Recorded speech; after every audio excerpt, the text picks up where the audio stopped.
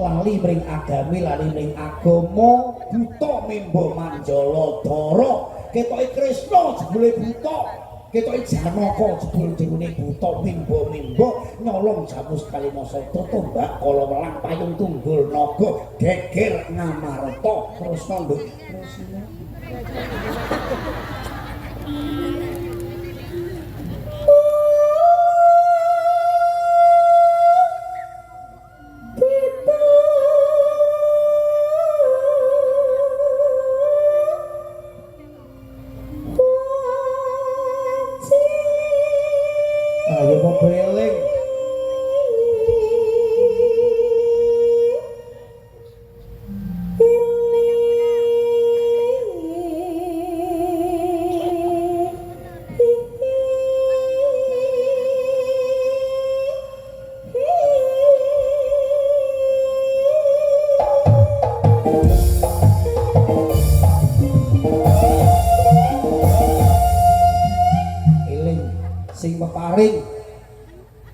supaya urip ora montang-manting ilinga saiki wis tuwa karingan tadi metune nyawa yen jen nom rasa saiki saya tuwa wis ora iso apa-apa yuk dandang gula ndang tobat ndang kawajuan ndang piato ndang toreko jekurono masjid lebonono satri kuburan sing mbok jekuri sira wis tuwa kok iki seneng sinan parijata bangsaku nom-nom rasa-rasa seminggu ping 4 ijo to iso pancen nom rasa mbah jenengan saiki wis tuwa 4 minggu sepisan wis kaya uyek-uyek nah rujak cingur dicampuri cambah tambah umur sregep ni Pak Allah tangi Pak tangi nek bengi tangi nggih Pak nggih nguyah tangi nguyah nek ra nguyah-nguyahi nang iso ngadek sepuluh moto sing besok iso mateni geni neraka susah ku tau dosaku ketika bertambah rasa susah hati gelisah susah mbah wis ana sepah mbah nang iso hidupku umurku ketika bertambah banyak dosa berat ibadah Tuhanku bagaimana kau mengasihi ketika ku bersedih ini ku telah sadar kepada ilahi setelah lama bersatu ini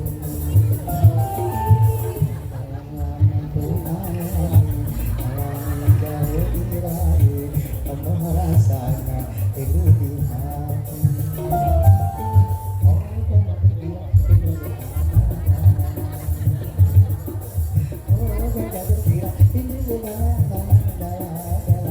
rindu kanjeng Nabi, hubung Nabi lanjut monggo Benda setelah dikasih jam 12 dono ayo wis Pak gelem jam 12 ora gelem jam 12 pagi nem bakal randak dene kurangan nggak pundhak ya Mbak namung ora lempoh piye kok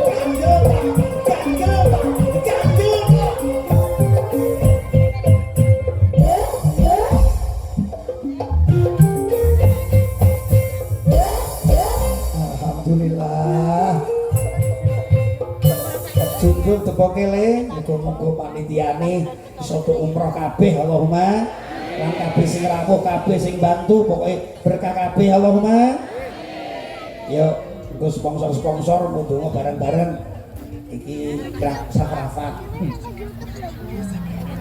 monggo ditepoke dijunjung tepoke temenggung jaba temenggung jero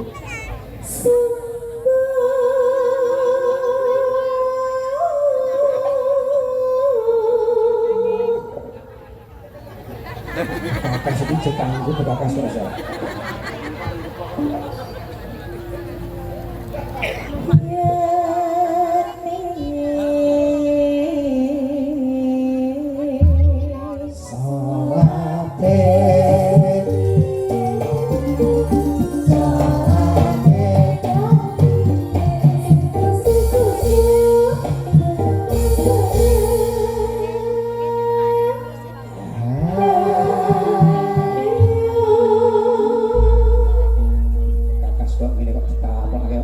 pesen buka kasih waduk malah pilek kabeh.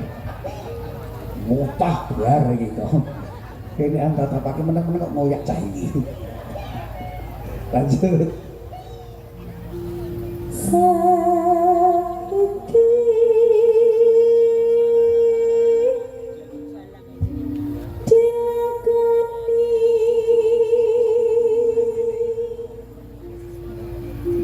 Ayo camsuk kali wonten.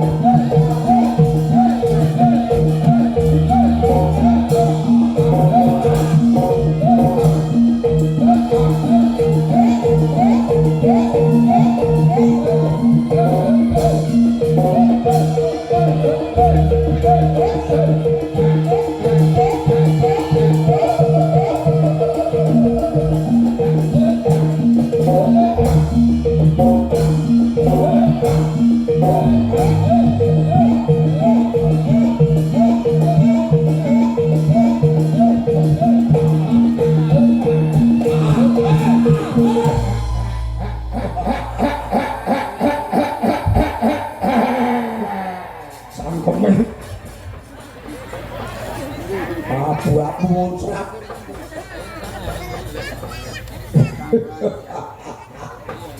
Reyok Ponorogo. Iki reyok rogo apa?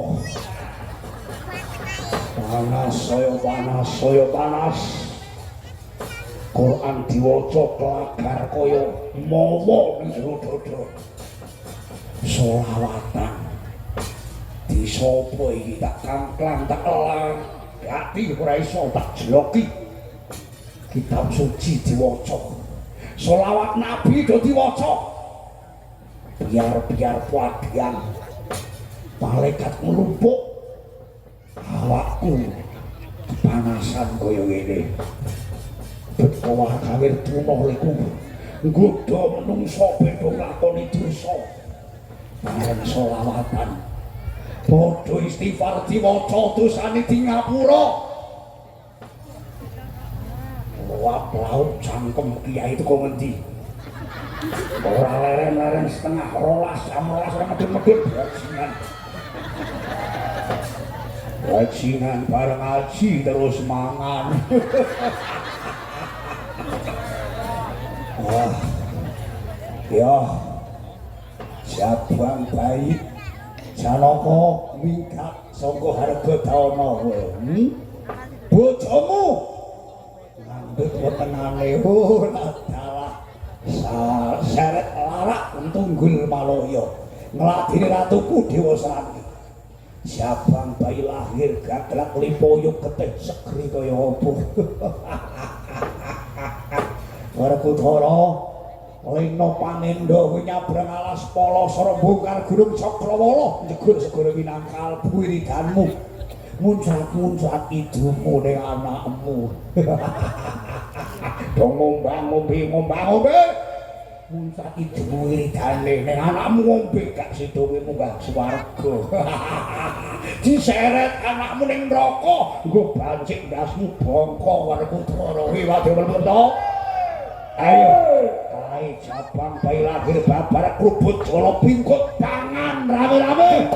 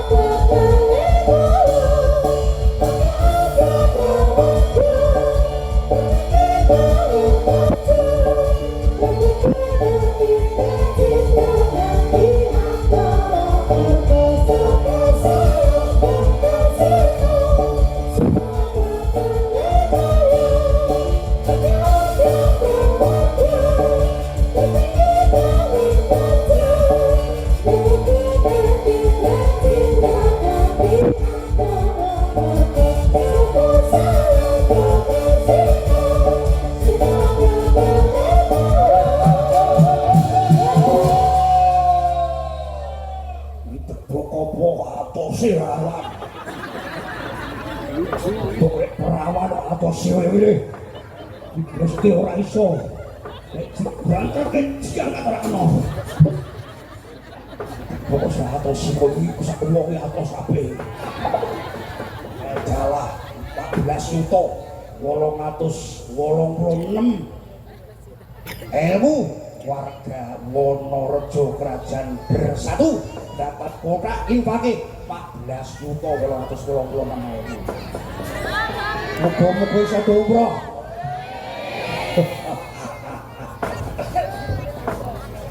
Itu iso donga ini.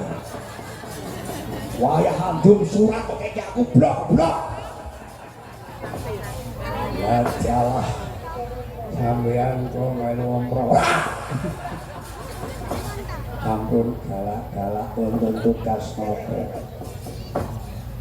Ini lekno bobotne bukaan matamu lekno sing obot nggih jembe kupingmu kula mbon mboten cocok wonten napa iki demen pelengi kiai ngaji mok sak bali mengko nek bar donga cangkem kiai golek teli kelangan banteng piye carane mengko bocah iki mapan tuling dia omong hasil limen alteku mapane bondonan sikile tresane nopo ojo iso tangi subuhan oh ngoten beres tugas kula mulih mapan turu kula wingi dase kula tutup bantal guling sing gedhe mapane kula lim alteku papat Kuyah kula sumpeli bekakase. Mangat ning wisi kula kebilokake. Bagus.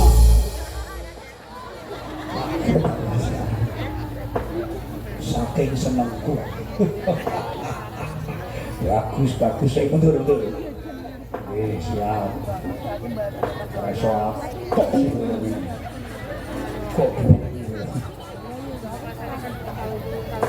Tugas kula napa, Bos? Tugas kula napa? Kowe sak loro musala Wonorejo kiwa tengen lawange dicoba. Tugas kok ana wong kledang-kledang nyekel mik andan subuhan tekek gunit tapuken cangkeme. Ora bau bunak ora enak wong kelon. Syukur kabel suweken miki ana setrume tampel cangkeme bosok. Siap, Bos. Siap. Mengke mik iso nyetrun cangkem iki. Iki mik sing elek.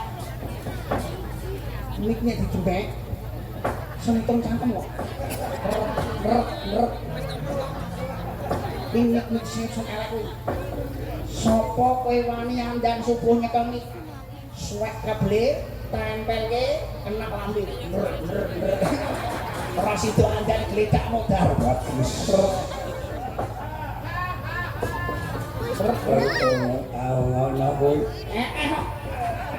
Pengajian ujan-ujan. Mik nyetrum lambe. Nadar. Tuhan kula napa pesati kula napa kene. Aja ana Wonorejo mundar kiye meneh. Pengajian panas. Golek duit tok bati sesuk golek biduan. Tanggap dangdutan papala. Palapa. Mau adik papala. Ayo kuwi. Kita saweran lebih kota. Nek ana pengajian ngene iki rasane kobong. Ucap seragam kelambi anyar. Rame ora karuang ngene iki seperik rasane atiku. Ono kubu nabi apa. Ae. Bubarno wong sing padha sebo jagango sing kenceng wong Amarta. Leno pangendo ora kenceng le jagang anakmu bakal tak rikayasa cucuk geteleh. Ayo gawa tengah wono jabang bayi aja sisa sak balung sak daging kulite pandan rame-rame. Mangan gede. Ayo le.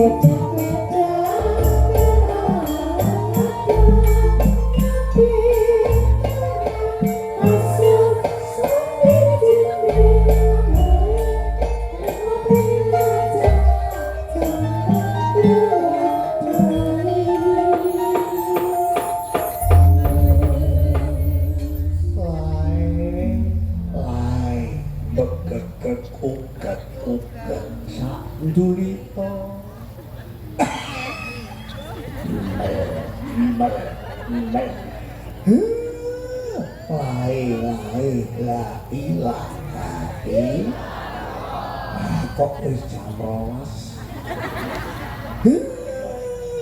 Iki jono wonge ora. Ora ketok. Lah nek ora tilake jul-jule kabeh. Aku arep ngomong karo sapa. Iki terus sapa ndonga. Jono wonge aku linggih meneh. Ya, Gus, alhamdulillah.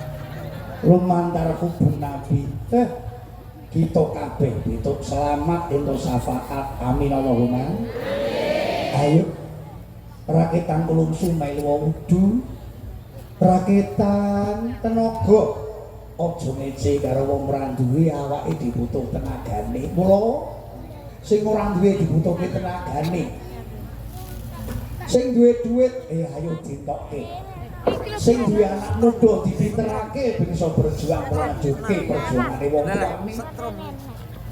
Rembukan musyawarah apike piye? Awas Aja dawa. setrum. Kok isih pidato meneh wis wengi. Iki apa? Nggih Gus, ngapunten. Aja pidato terus. Setrum. Kok kene wis entek wayahe ndonga. Iki apa? Kula menika sapa mboten napa. Iki sapa? Semar Gus. Semar kuwi pakan apa kowe? Lah dalah Semar kuwi wong Gus. Semar. Kowe Semar nggih, kula Semar papopong panjenengan. Mar, yo ora kok terus ngundang jangkar. Jare Semar iku tak undang Mat. Nggih, nggih ampun undang jangkar. Wong kula niki wong tuwa. Lah terus piye? Kakek Semar. Mboten niku lak apik. Aku sapa? Kakek Semar. Sampeyan niku wau diteletak buta sembur wisa. Geni kawah candra di muka sampeyan mboten dados napa nginjak diwasa gedhe sangka wisa buta lan geni kawah candra di muka. Jenengan kula paringi tenger asma Wisa Geni ya Raden Wisa Geni.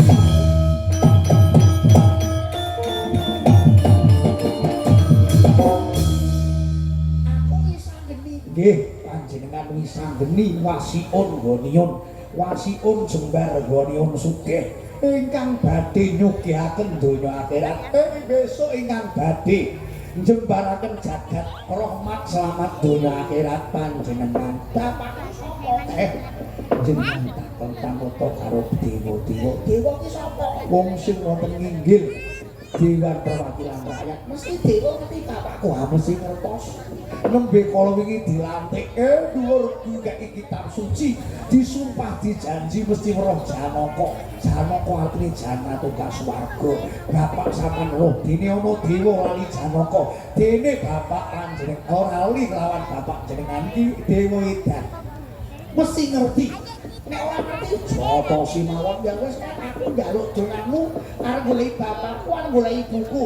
Dewa-dewa aku takok bapakku, kowe weruh dalan swarga apa ora? Kowe ora weruh dalan swarga aja nyalano nek aku ngapur langsung. Dewa, aku sing teko.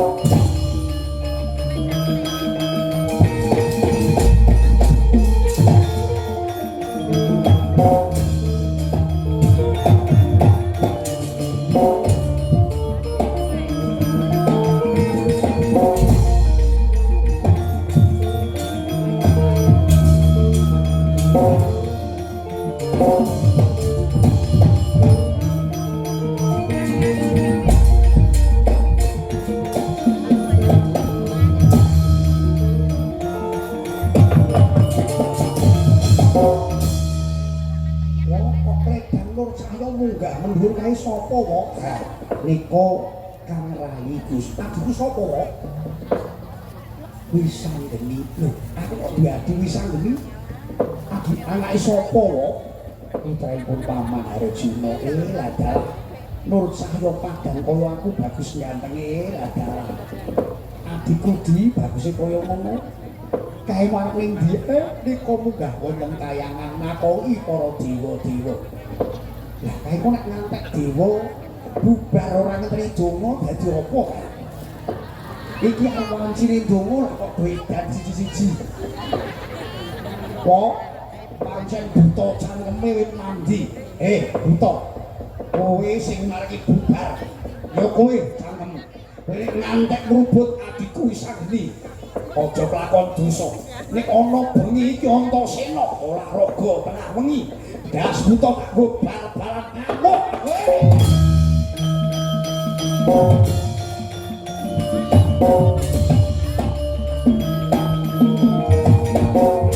Antasena adikku di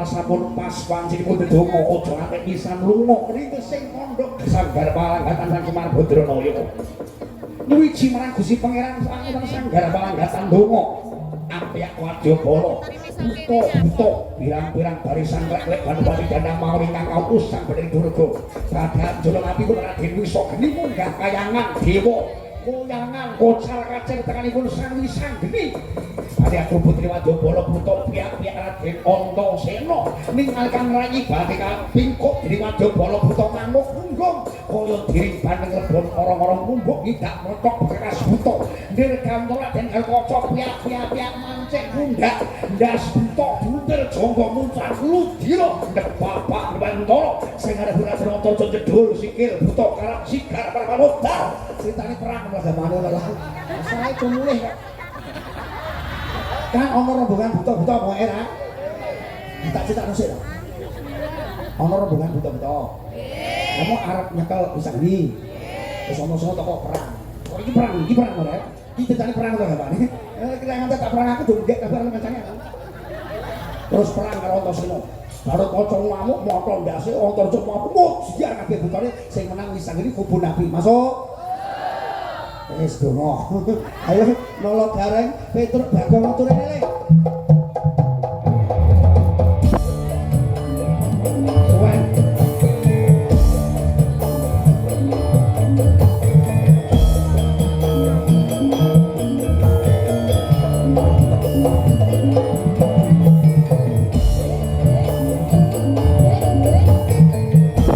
Ora tak goro-goro. Sale wong iki lunga.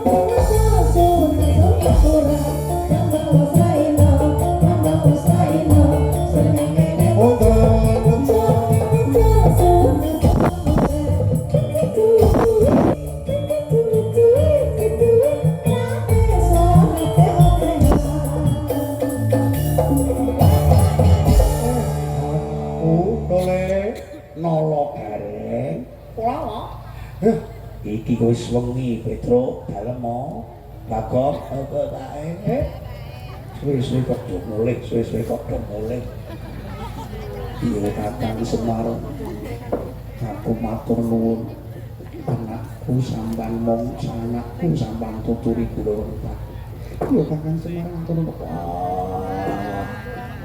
Aku matur nuwun. Mawa kurang apa karo ladi dawet ngapura.